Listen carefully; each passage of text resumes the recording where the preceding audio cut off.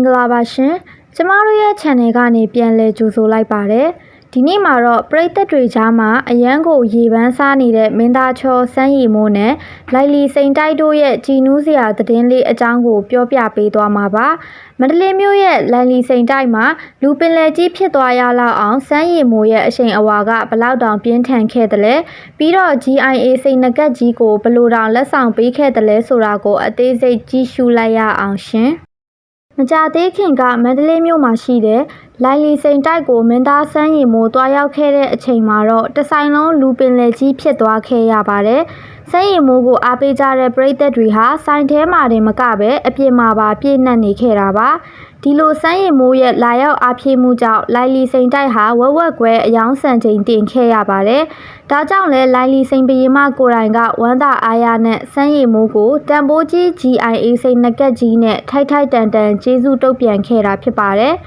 ဒါအပြင်သူတို့နှစ်ယောက်ဟာ TikTok ပေါ်မှာလည်းတက်ကြွတဲ့ကားကွက်တွေနဲ့ပရိသတ်တွေကိုဖျော်ဖြေခဲ့ပါသေးတယ်။စမ်းရည်မိုးရဲ့ချောမောတဲ့ရုပ်ရည်နဲ့လိုက်လီဘီယမရဲ့ဟန်ပန်တွေကတကယ်ကိုလိုက်ဖက်ညီလွန်းလို့ကြီးစုသူတွေကြားမှာအသေးရစရာဖြစ်ခဲ့ရပါတယ်။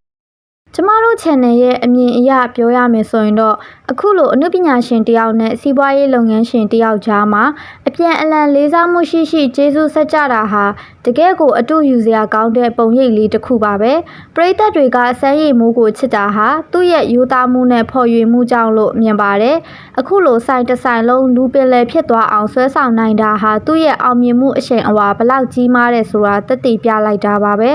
လုပ်ငန်းရှင်တွေအနေနဲ့လည်းအခုလိုအနုပညာရှင်ရဲ့အစွမ်းကြောင့်အကျိုးအမြတ်ရတဲ့အခါ